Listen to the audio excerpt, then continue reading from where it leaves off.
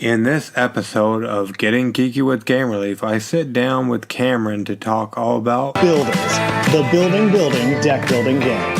That is on Kickstarter for another 6 days, and as it ends on Wednesday, the 24th of October. So hang on until after Kickstarter Corner, in which we're going to be bringing you a lot of great games that are currently on the Kickstarters. So stay tuned so you can find all about this game that uses the word building in it 3 times. This episode of Getting Geeky with Game Relief is proudly being powered by Rodent Rangers, Small Heroes, Big Adventures. It's a family-friendly RPG inspired by classic cartoons of mousy adventures, like Chip 'n Dale Rescue Rangers, The Great Mouse Detective, you know the type. And if you don't, definitely jump over and check out the Kickstarter page.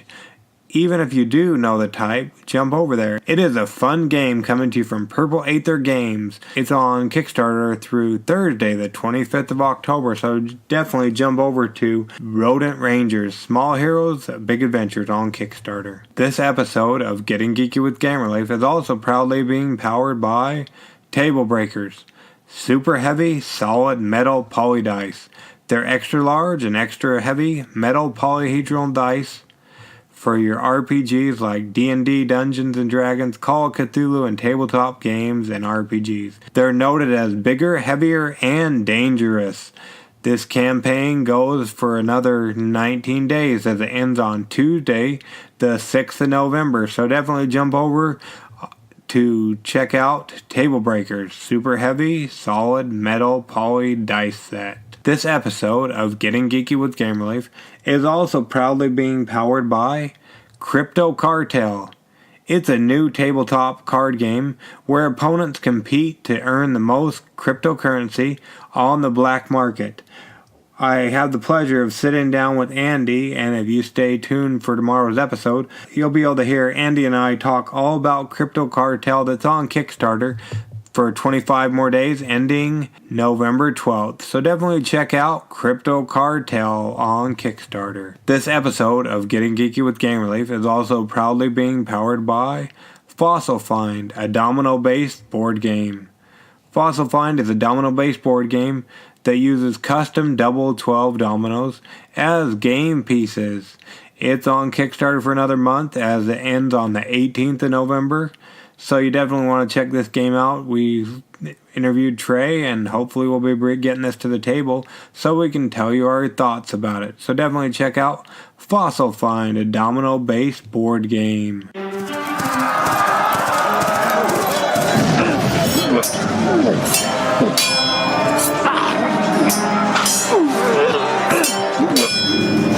Getting Geeky with Gamer Leaf, the podcast in which one man strives to level up his geekhood and helping you do the same, one battle at a time.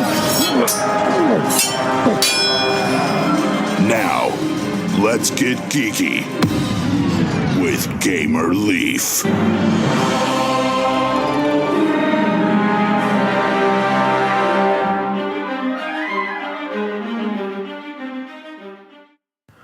Welcome to Getting Geeky with Game Relief. Glad you could make it.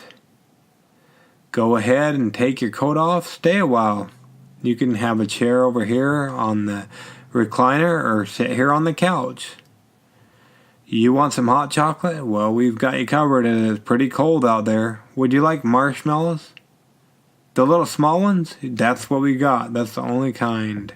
So here you go. How many do you want? Oh, okay, we've got just enough for you and your friends. So here you go.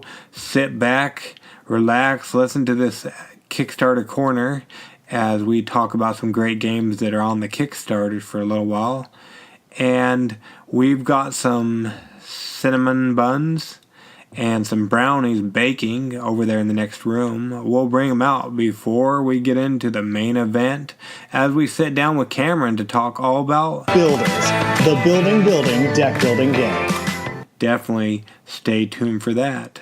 But I guess we'll catch you on the flip side of Kickstarter Corner.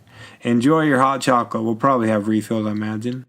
What is this place? What is it doing here in the Leaves computer? Oh, it's Kickstarter Corner with the Leaves. You like dragons, don't you? Well, I know I do. And you like good art? Well, that makes two of us. Well, have you seen this game on Kickstarter? Dragon Lords, the Battle of Darion Relaunch. It's a skirmish-based card game in which two players build armies and battle head-to-head. Coming to you from Wolflord Games.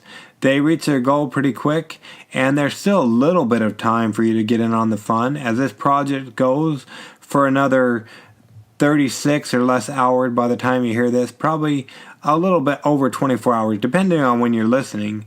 So you definitely want to jump over and check it out as it ends tomorrow, Friday, the 19th of October at 9:10 a.m. Mountain Standard Time. So don't dilly-dally and jump over there. Well, like usual, we'll leave all the links in the show notes, so you can definitely check out Dragon Lords, the Battle of Darion Relaunch. That's on Kickstarter for a short time now. Did you ever play War as a kid? I know I did. But did you know there's a completely different rendition of War? There is Warmonger Halloween Limited Edition for 1 to 4 players. We played the original edition of Warmonger and quite loved it. If everything goes accordingly, we'll have Eric on to talk all about Warmonger Halloween Limited Edition. We'll have him on the show next week, shortly before his Kickstarter ends. You definitely want to check this one out. It's the ultimate card game of war featuring a blackjack-like combat system, Warmonger power cards, and automated robot players. Plus, it's a limited time Halloween edition with an awesome pack or package, that's correct, for Halloween. There's 7 more days to get in on the fun of this great game. So definitely check it out. It ends on Thursday, the 25th of October. So go check out Warmonger Halloween Limited Edition for 1 to 4 players on the Kickstarters. If you've been listening to Getting Geeky with Game Relief for any time now, going back a little ways, you've probably heard us talk of Cosmic Mirror. Well, they've launched another game. Cosmic Mirror Core Rulebook Fantasy, Sci-Fi, Modern Fantasy has relaunched on Kickstarter. It's the Cosmic Mirror Core Rulebook, with core rules needed to play in future Cosmic Mirror game settings, sci-fi, fantasy, and modern fantasy, or modern fant. So you can help this project become a reality. There's still 12 days to get in on the fun, and this one ends on Tuesday, the 30th of October. So if you like cool art, you want a different and kind of cool RPG game, definitely go ahead and check out Cosmic Mirror Core Rulebook, the fantasy, sci-fi, modern fantasy. We're going to have Dane on the show next week, so if you're worried about missing it, or you never want to miss an episode of Getting Geeky with Game Relief, make sure you're subscribed on your favorite podcast catcher so you don't miss anything. Speaking of missing anything, I hope you didn't miss this one. We sat down with somebody from Crafty Lupine Publishing a while back ago to talk all about Gordian Layers, Portal Bound, which is a 2 to 4 player tactical deck drafting card game of war and intrigue. If you missed it, go back and listen to that episode as we talk all about everything that is great in Gordian Layers Portal Bound. It's on Kickstarter for another 2 weeks as it ends on Wednesday, the 31st of October, Halloween in fact. So definitely go ahead and check out Gordian Layers Portal Bound. It sounds like a pretty awesome game and pretty fun. A game Game Relief can get behind. Another game that I can get behind, if I only had the moolah, would be this new one from Privateer Press. That's right, they're back at it. Level 7 Omega Protocol board game, the 2nd edition. It's a tactical minis board game for 2 to 6 players where high-tech commandos hunt an alien menace through a secret government facility. If you haven't, jump over to the link and click to watch their Kickstarter video at the very least. It's an awesome, well-done production it makes me want to see the movie, as did the Crypto Cartel Kickstarter video as well. We have him on the show tomorrow, so stay tuned for that. And we'll have the guys from Privateer Press on next week to talk all about Level 7 Omega Protocol board game 2nd edition. So definitely jump over there, check out the link, and if you like what you see, just like with any of the other games we talk about, make sure you back them, even if it's just for $1. Every dollar helps. Have you ever needed a job well done or something when you win a game? Well, why not a coin? That's right. Congratulations Coin and Attaboy Coin is on Kickstarter currently. Help them mint these high quality appreciation coins. So when you win a game at Game Group, they can give you a coin and that's your prize. How cool would that be? Well, you've got 3 weeks to jump in on the fun that is everything about these coins as this project goes through Wednesday the 7th of November. So if you haven't yet, definitely jump over and check out Congratulations Coin and Attaboy Coin on the Kickstarters. Speaking of Halloween, as we did just a moment ago, you need some more Halloween games for next year? Well, check out Dead Sprint, the game. It's a board game for 2 to 5 players that need to outrun a horde of the undead. Try to stay ahead on your turn before the horde takes theirs. This is from Rabble Games, and you've got through Thursday the 15th of November to get in on the fun of everything that is found in Dead Sprint. So definitely jump over there and check it out. Did you catch yesterday's episode? You didn't? Okay, not to worry. I know your hot chocolate is getting cold, so I'll get you a refill. But while I do, definitely jump over, well actually pause this episode, go back and listen to yesterday's episode as we sat down with Peter to talk all about Circuit Breaker board game. What do you think? I quite enjoyed the episode as well. Peter seems like a pretty cool guy. Well, his game is on Kickstarter still. Circuit Breaker, the board game. It's as you didn't know already because I know you caught that episode, but for say you didn't get a chance yet, it's a puzzle game of quirky competition and crafty rodents. They're on Kickstarter for another 28 days as they end on Thursday the 15th of November. So definitely go ahead and check out Circuit Breaker, the board game from Freshwater Games on the Kickstarters. And we've talked quite a bit about it, Halloween. You want to get some Halloween games, but you don't know where to start? And you want to get them before this Halloween so you have games to play while you wait for trick-or-treaters? Well, we've got you covered. In the link in the show notes, we'll leave our review of Zombs, the game.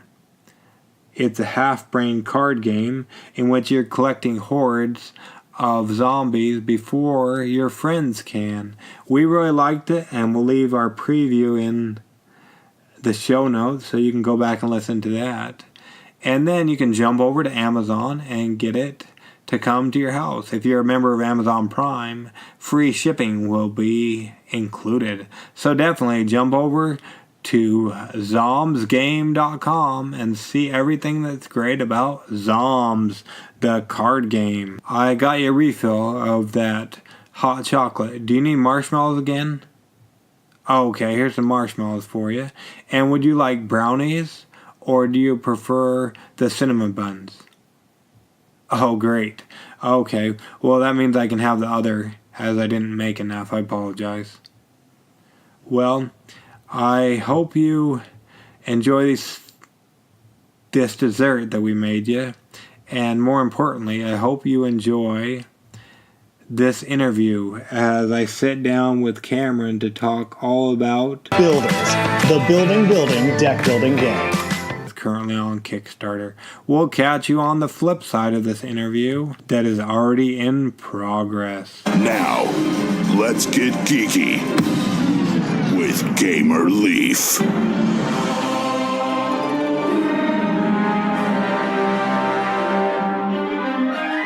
Take on the role of competing construction companies. They must fill their decks with a variety of skilled contractors and build the most valuable buildings possible.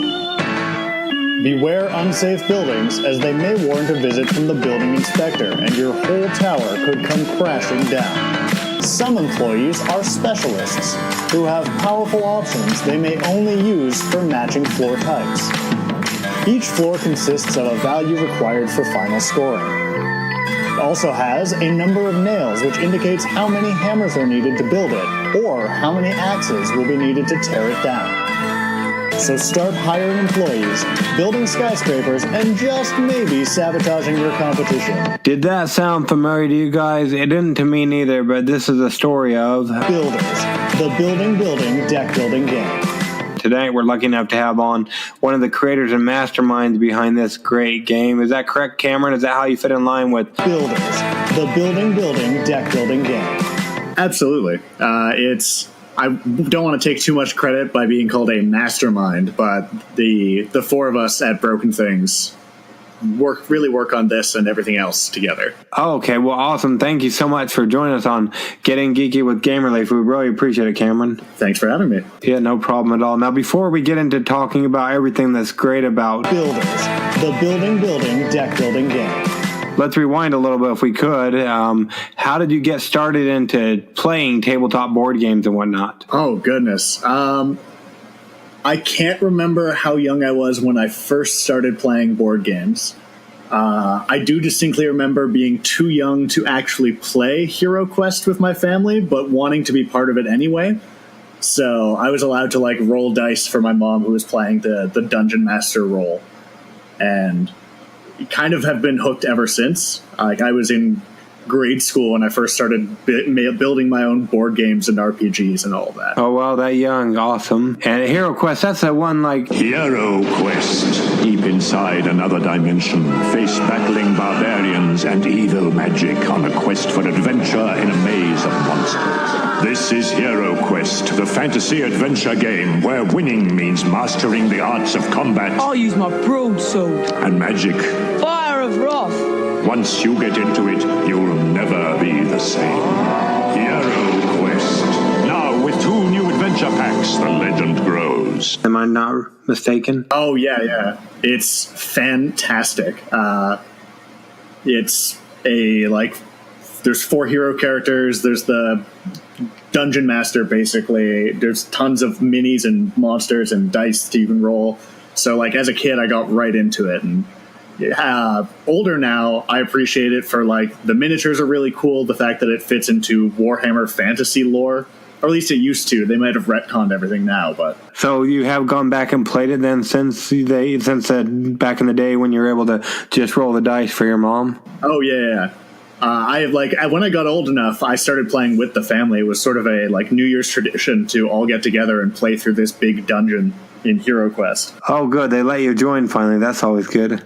Yeah. Hero Quest, that's more along the hobby lines. Did you ever get into the old classics like Monopoly and stuff, or did you go straight from Hero Quest as soon as they let you play into other hobby games, or how did you go? I mostly played the sort of classic family games, I say in massive air quotes. So everything from Snakes and Ladders and Monopoly to Twister and Kerplunk and Jenga. Some of them hold up better than others. Yeah, that's for sure. I really liked it as a kid. I always played Sorry, and so it must have been a year or so ago, or sometime maybe even more than that. I really liked it as a kid, so I bought it to play with my kids, and we sat down to play it, and it was like, really? I like this? Yeah, I've been there. I've been there with that exact game, and also as a kid, I was obsessed with the Game of Life, and I think it's just because it had such a cool board with the 3D elements. Because having gone back and played it again, there's not a lot to it. Oh boy! So good transitioning over to what people call the hobby gaming. How did that go about? So, being that my family didn't get together to play Hero Quest all that often, and it was one of the coolest things I'd ever played, I tried to teach it to and play it with all of my friends. And then I also started playing. There was an old electronic board game called the Omega Virus, which was great. And eventually doing that, like dragging all of my friends back to my place to play this old board game that they'd never heard of, I slowly got introduced to other board games because eventually people would be like, oh, I've got a cool game that you might not have played. And it kind of went from there. And I ended up getting into trading cards with Pokemon and Yu-Gi-Oh! And eventually Magic. And was that the nice way of them saying, we're sick of these two games? I'd like to think they were just excited as I was about their own games, but it could very well have been. When you started getting introduced to these other games, did you start acquiring or building a collection? It was an embarrassingly long time after being introduced to more hobby games that I actually started owning hobby games. Because at the time I was like, early on, I was playing a lot of video games and most of my money kind of went towards that, and I would play board games at friends' houses, but I eventually got wise to the fact that I missed playing board games, like being able to just invite people over and play a game. So I started like buying them more, and that started being more of what I asked for at like Christmas or birthdays or whatever. And yeah, I've slowly grown a collection since. And I imagine you've played them all? I wish I had enough time to have played all of the games. Okay, good. So not in the minority. Like a couple interviews ago, I was getting that every answer that they've played them or whatnot. So yeah, it's good to hear that I'm back in the majority, hopefully, of not being able to play all my games. Yeah, it takes forever, but it's awesome when we're able to get something to the table. I've played almost every game that I own multiple times, and then I worked at a board game cafe for a while, and I would always get people asking if I've played every game in there. And when the board game cafe first started, I could almost say yes, but we expanded how many games were in the library faster than I could definitely play them. Were you able to say, however, that you were able to try all the food on the menu? Oh, absolutely. Okay, there you go. So they didn't keep it. They didn't add the food items as quick as they did board games, I guess. No, and like if you're working in the service industry, one of the upsides should be trying everything on the menu. At least I think so. Yeah, I know it's kind of hard to choose with all the games that are out there, but do you have a current favorite game on your shelf? For the past few years, at least, I have been low-key obsessed with a game called Hiroshima Hex. That's awesome, because that's one we've played. It's been a long time, but yeah, I remember playing that with my wife as we started to get into things. Maybe somebody out there hasn't heard of that game. I know I haven't really talked about it. I kind of forgot about it as our collection started piling up, but maybe somebody out there hasn't heard about it. What can you tell us about Hiroshima Hex? First of all, I'm happy to get a response that you've played it and know it, because most of the time I say that name and people look at me like I've got two heads. But it is, I can actually tell you quite a bit about it. It's a 2 to 4 player turn-based strategy game where you use a randomized deck of tiles to represent all of your units and orders for them. And the core idea and the part that makes the strategy really fresh and interesting is that combat only occurs when either the entire board fills up or somebody spends one of their actions to start a battle. So it's all about jockeying for position, because you don't know when and where a fight is actually going to break out. All of the factions play super differently. It's by a Polish designer whose name escapes me, but it's actually based on an older role-playing system that he made. And I don't know if the role-playing system ever made it into North America, but the strategy game has, and I'm a big fan, and I think I own every possible expansion to it. Oh, wow. Is there a lot of expansions? Yeah, they're all the expansions are just adding one new army to the game, and they've done a really good job of making every single army feel really unique, even though they're all basically just 35 hexagon tiles that you're going to shuffle up and play with. Like, my favorite army, which is absolutely bizarre, is you don't have any actual units, and your headquarters is a giant sandworm. So you're just playing tiles on the board to make the sandworm bigger, and you're just trying to eat everyone else's army. And it is hilarious and completely out of left field compared to the rest of the strategy game. Well, that sounds awesome. Is that one part of an expansion, or is that part of the base game? That is one of the expansions. That is the Mephisto expansion. Oh, boy. Why'd you do that? Now I have to go ahead and try to get some more expansions. Luckily, they're only like $10 each, so I don't feel bad picking them up when I see a new one. But I didn't have to buy them all in one go, so...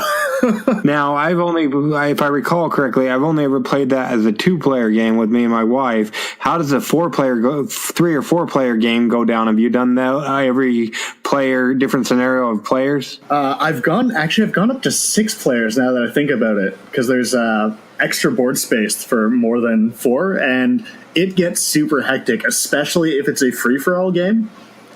Team games tend to get really interesting because you have to figure out how to make your 2 very different factions benefit each other.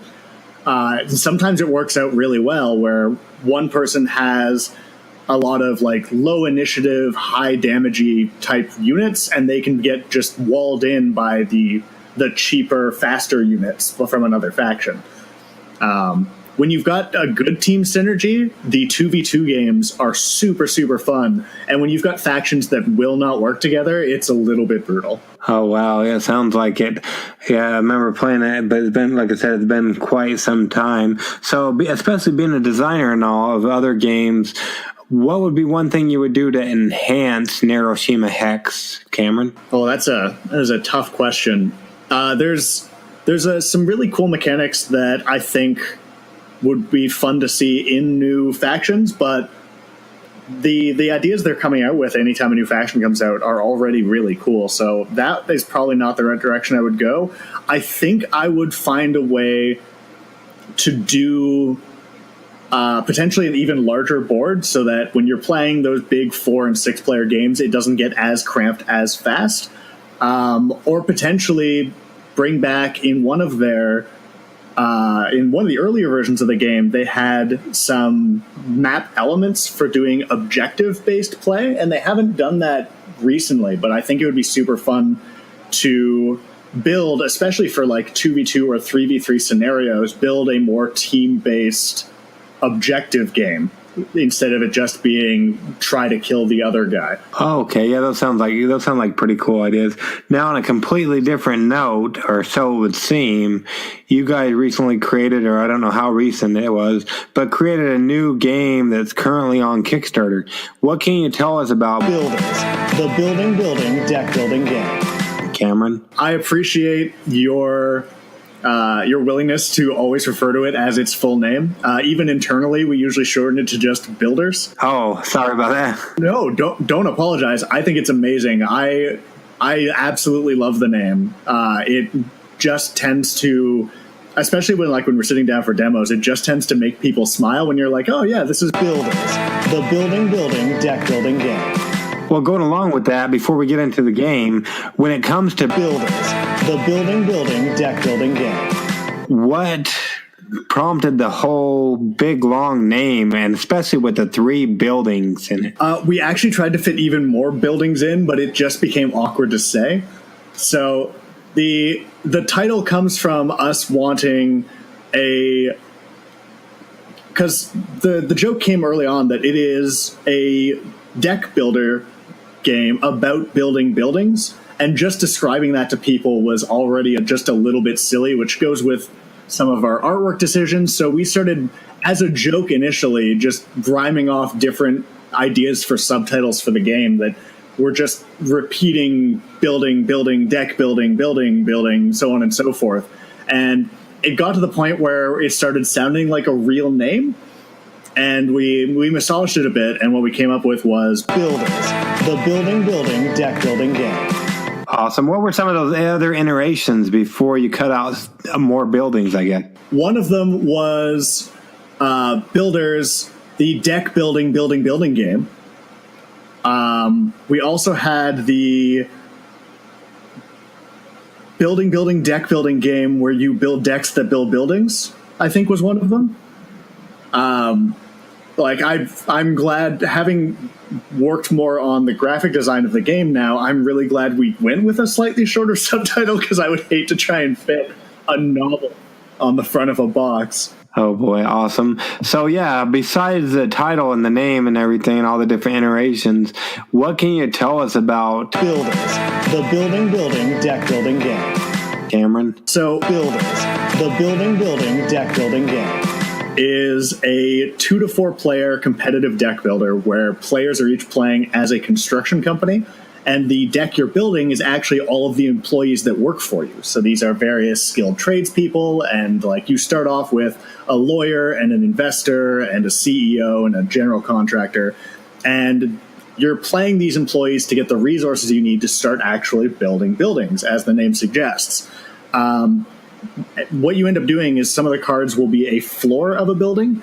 And when you buy them, they go into what's known as your plaza, which is basically just your play area. And you can have as many different buildings as you want, or you can stack floors on top of each other to build as tall a building as you want.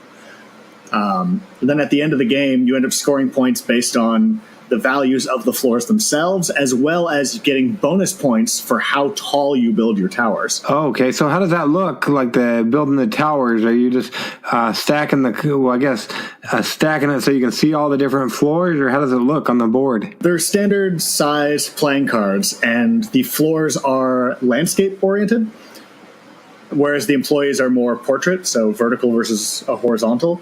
And the floors are set up so that when you play them down, if you're going to play a second floor on top of an existing floor, you just set it above the existing floor on the table vertically, and the artwork all lines up so it looks like it is one consistent tower. Okay, so it's not a 3D deck building game then? No, we found it was really hard to shuffle three-dimensional building pieces. Yeah, I can only imagine. Wow.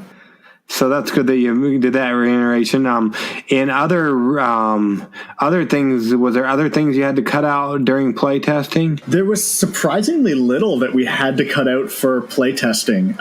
We did a really good job of hitting the MVP, the minimum viable product for the game we wanted to make, which is the best way to avoid scope creep, where you just add all of the cool things and then you've got so much game that you can't reasonably produce it and you have to start cutting stuff out. So because we started with the bare minimum of what we needed for it to be a game, it allowed us to, as things worked, add in new things slowly. And so we didn't have to go and cut a bunch of things out. I think some of the only things that got cut out were because they were way too strong. But even then, most of them we just found ways to balance within the game.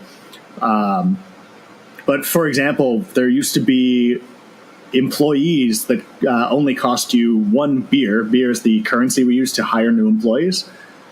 And it would let you draw 2 cards every time you played it. So it was just far and away the best card in the entire game. Now, per se, man, you were to sit down to play Builders, the building deck building game.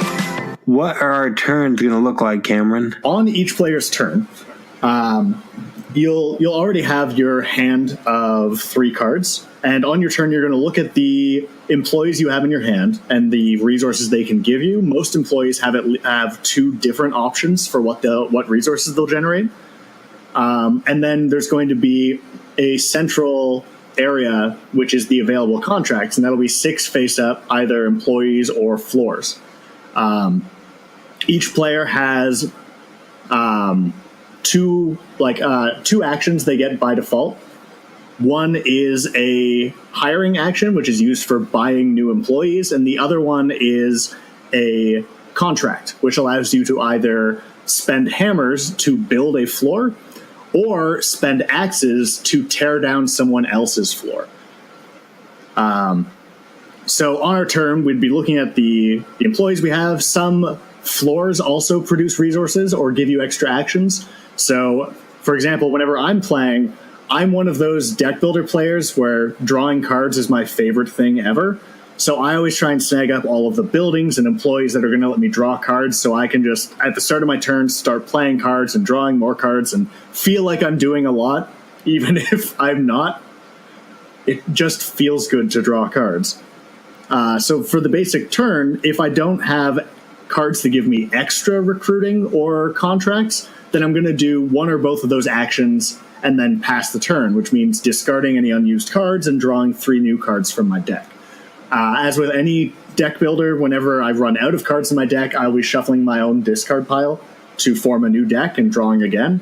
So as the game goes on, your deck is going to get bigger and have more cool stuff in it, and you're going to want to try and churn through it.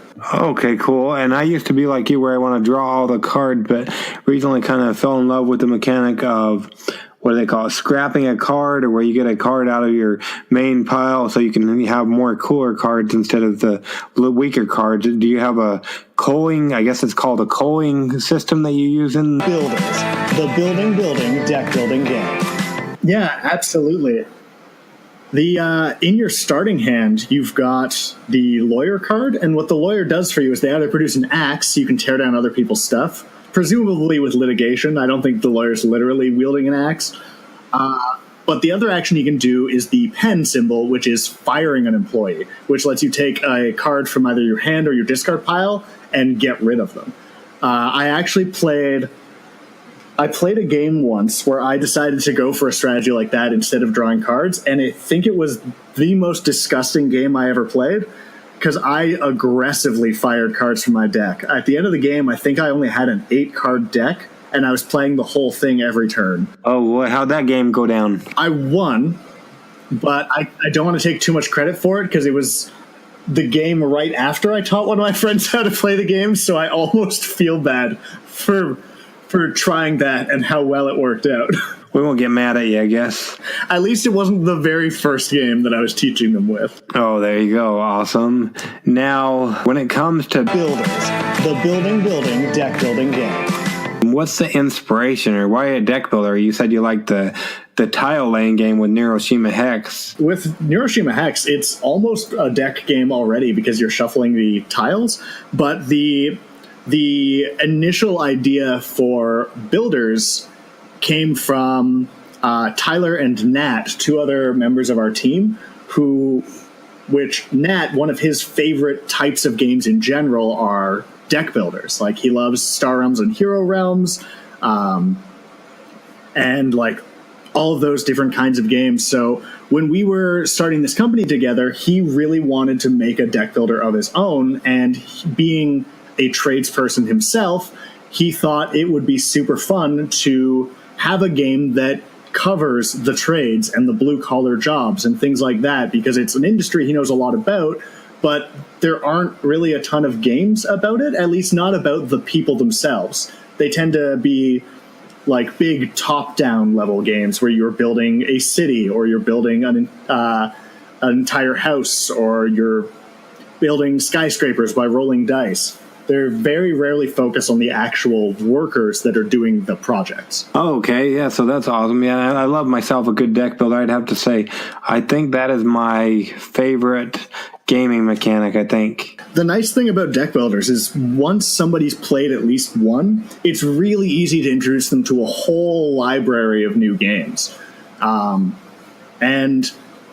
on that note, we found that with our reviewers and with running demos at cons and stores and things, that people who have never played deck builders before can pick up on builders, the building deck building game, really quickly. So for even really experienced gamers with expansive collections, we think that builders would be a fantastic introduction deck builder for them to have in their supply, so that when friends or family come over that have never played your Dominions and your Ascension and things like that, they can take out builders and teach them how to play deck builders really quickly, and then they can get them into all these other wonderful games that they play as well. Yeah, that's always good to hear. Yeah, it's nice for families of games to have some of those universal elements, because people always are more comfortable playing something new if it feels familiar. Yeah, for sure, most definitely. Now, when it comes to builders, the building deck building game, Cameron, what would you say you're most proud of? One of the areas I'm most proud of right now is the level of inclusivity we were able to hit with our artwork. It's one of the sort of mission statements we had from the start, is that the trades are really a diverse cross-section of any populace. Like, you'll see people from all sorts of different backgrounds and belief systems and things like that working together on a single project, because not only do they have various different trades brought together, but the trades themselves are just full of people who value good work more than anything else. So you get a wide variety of people. You don't just see like a dozen white guys putting up a house every time, right? And a bunch of us have a little bit of a pet peeve with board game artwork and RPG artwork, where sometimes it's like, oh, well, here's 6 dudes and the token chick that you can play as. And I don't know, it's something we'd like to see more of, so we're sort of being the change we want to see. And so everyone on the team, either when providing art references or doing art direction or doing the actual art, we were all tasked with keeping each other on point to make sure that we weren't like hitting negative stereotypes with our drawings, that we weren't having an overabundance of one type of person or like age or background or body shape. We wanted to make sure that every card art, like every character in the card art, feels like a distinct person, and that no matter who you are, that there should be someone in the game that you can relate to or that looks like you, because it's a shame that that doesn't happen more often. And without having made that a big advertising point of the game, we've had almost every single reviewer so far come back and talk about how much they like the inclusivity. So that has been the thing I'm most proud of, because it's clicking with people and people are appreciating it as much as we do.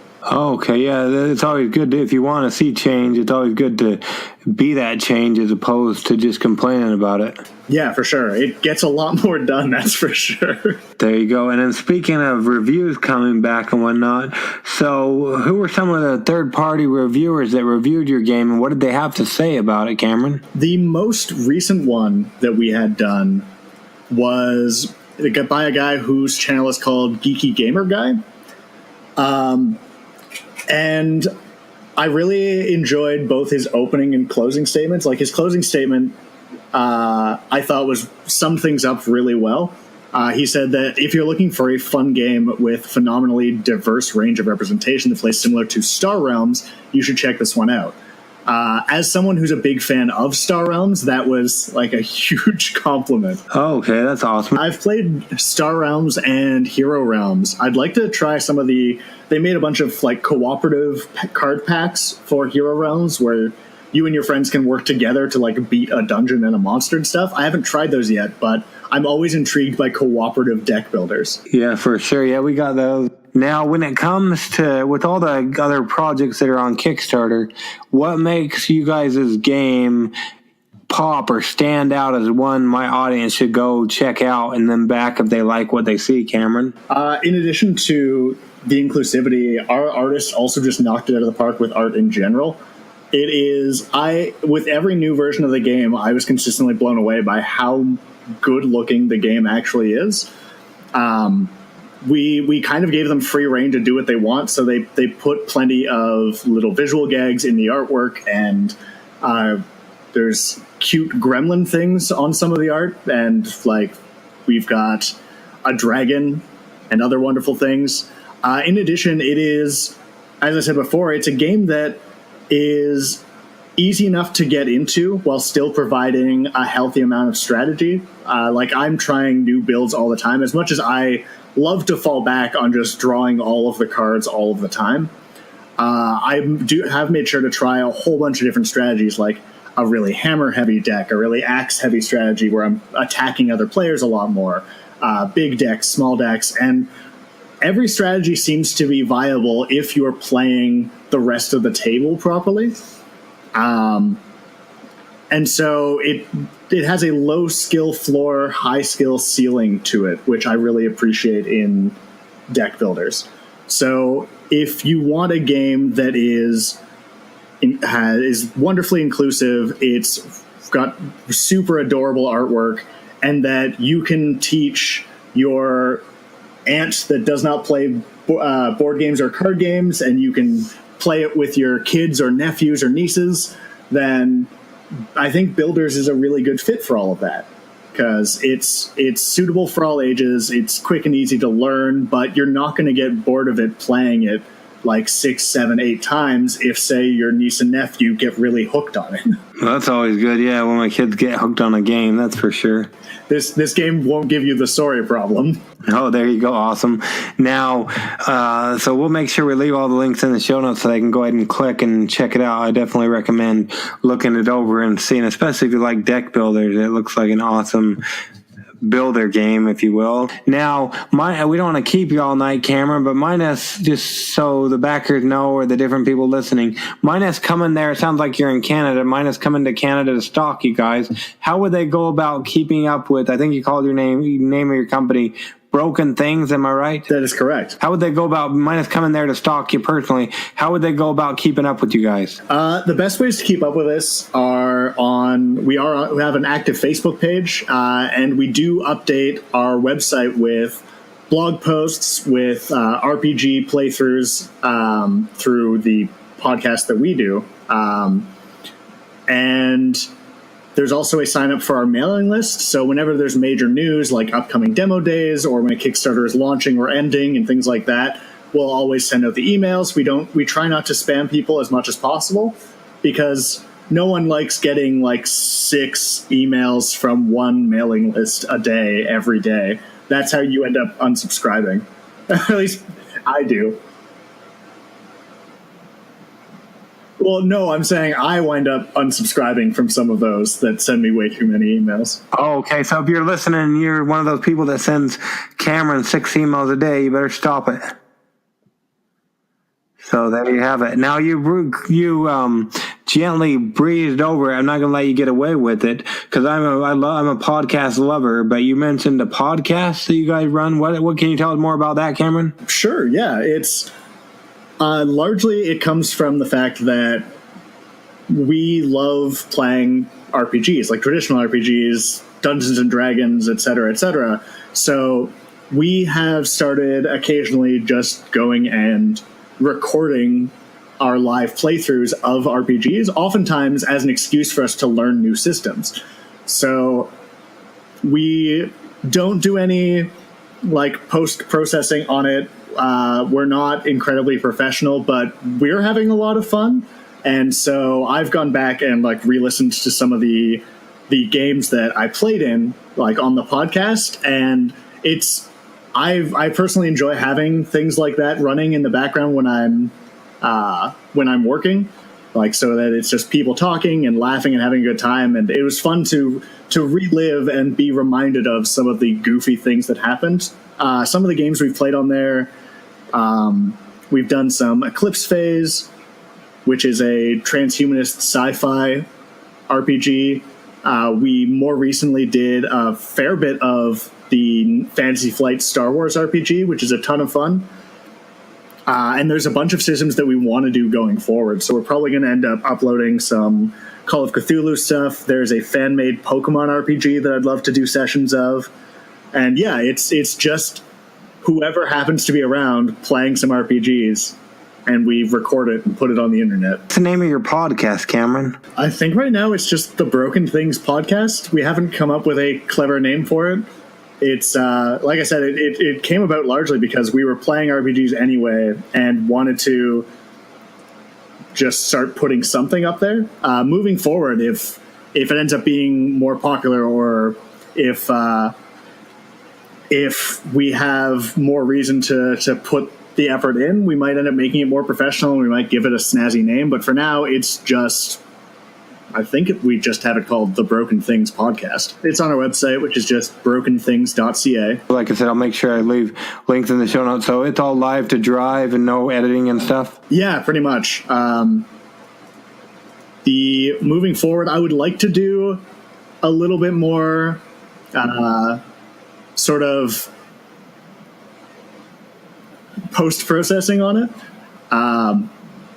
Because I would love to go in, maybe just clean up some of the background noise and add like intros and outros, maybe cut it into smaller chunks. But most people who want to listen to an RPG playthrough just want to listen to the whole thing.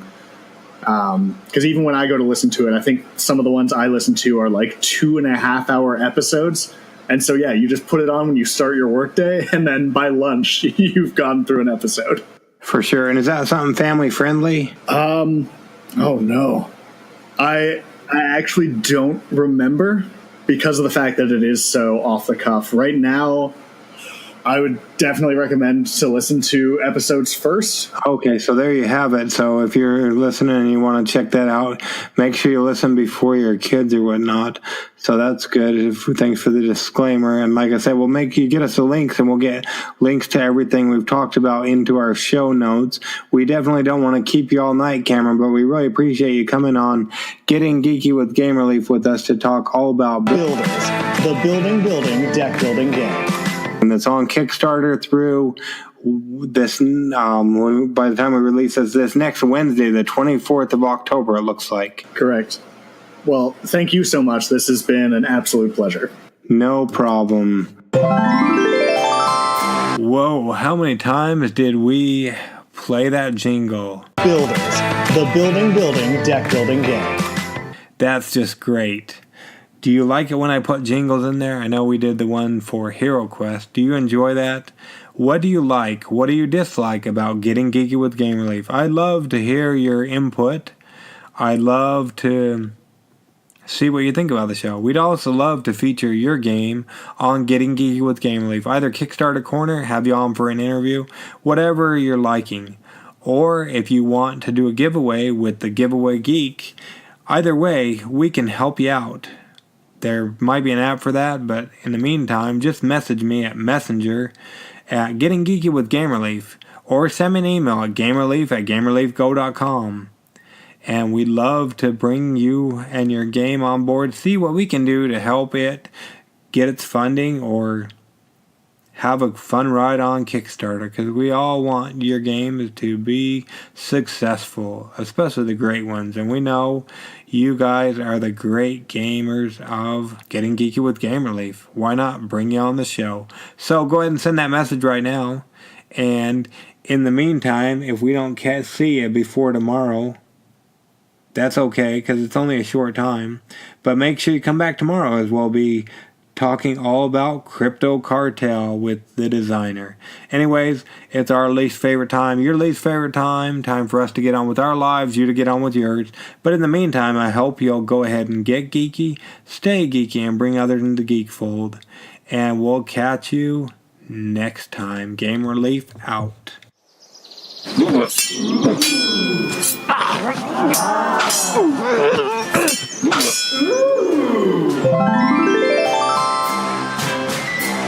Gamer Leaf levels up. Tune in next week to see if Gamer Leaf's luck holds up.